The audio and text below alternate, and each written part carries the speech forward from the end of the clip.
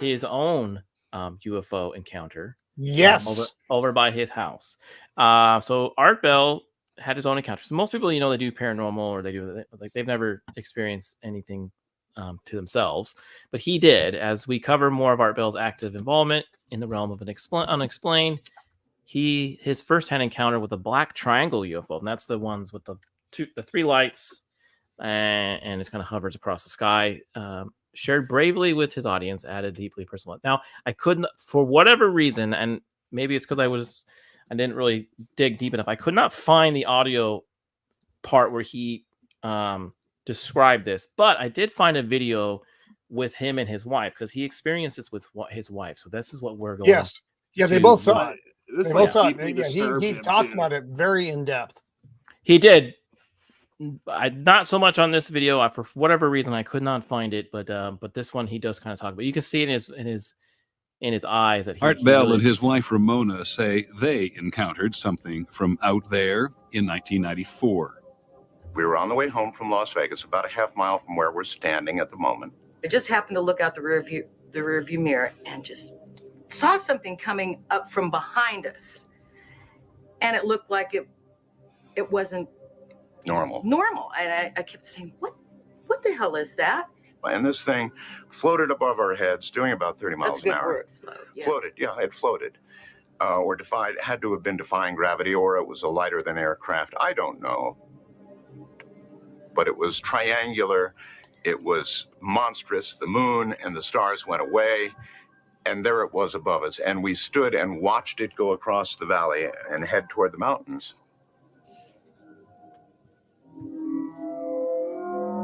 Art Bell and his wife were alone, but there have been UFO sightings with hundreds, even thousands of eyewitnesses. I remember this. Most people Phoenix, Arizona, March the 13th, 1997.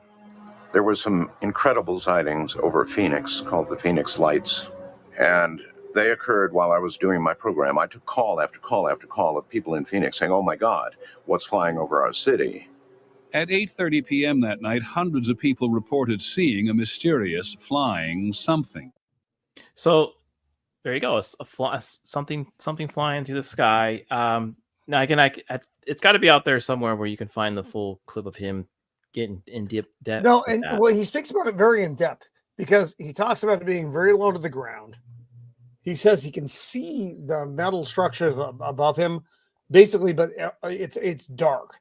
It's just it's a dark mass flying over, and with no sound. He did mention about the moon disappearing, which would be weird. It covered everything that was flying that was in front of him, and but he said it was a massive ship. It wasn't like it's not airplane size. It's a massive ship that's moving silently and not very far above the ground, and very slowly, just kind of drifting over. And it freaked him out a lot. And a lot of people, he's talked about it several times. Yeah, a lot of people, when they describe a UFO, a lot of them describe that. They describe it some triangle object. And when I think I was in Phoenix when the lights happened, and I do remember people saying they were kind of in like a line, but they were also kind of like somewhat in a triangle in some way. So I do remember that too. People were freaking out. I remember that happened as well. Yeah, and that was like one of the largest mass media captured events. They couldn't hide it because everybody was like, "Nope."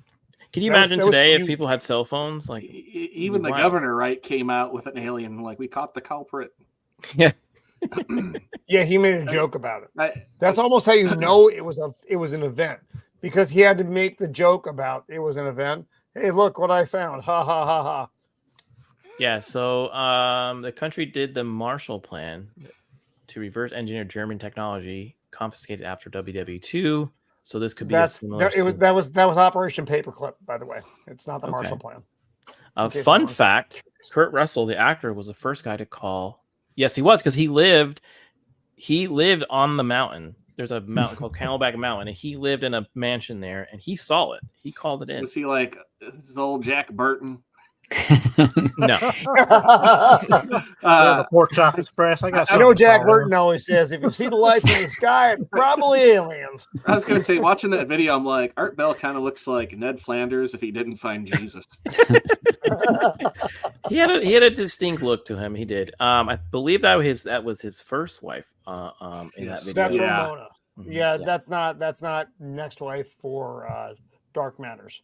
Yeah, and it's great that they both experienced it, I guess, right? So he has someone to kind of to look. See, I wasn't. And like I said, he talked about that. He talked about that event on more than one occasion because they would talk about other UFO events, and then if something similar came up, he would like, that's what I saw. And I think that's why it's hard to find like a real solid clip of that, because he talked about it a lot, and you would have to find a bunch of different episodes. Right. So, but anyways, that would be pretty.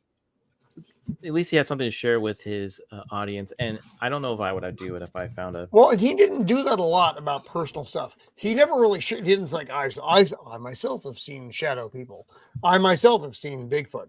He shared that event. That's the only one that I know of in the entire archive of Art Bell. There was something that was very personal to him. So do you think it was real because of that? I think he saw something. And of course you can't speak to what someone else saw, but I think I do believe he saw something. I mean, he could have worked us up and said, "Hey, I've seen Sasquatch. I've seen all this other stuff too." But he only ever talks about that one thing that he ever saw. Yes, so exactly. You kind of have to. That does lend credibility to his story. Mm-hmm. The other one.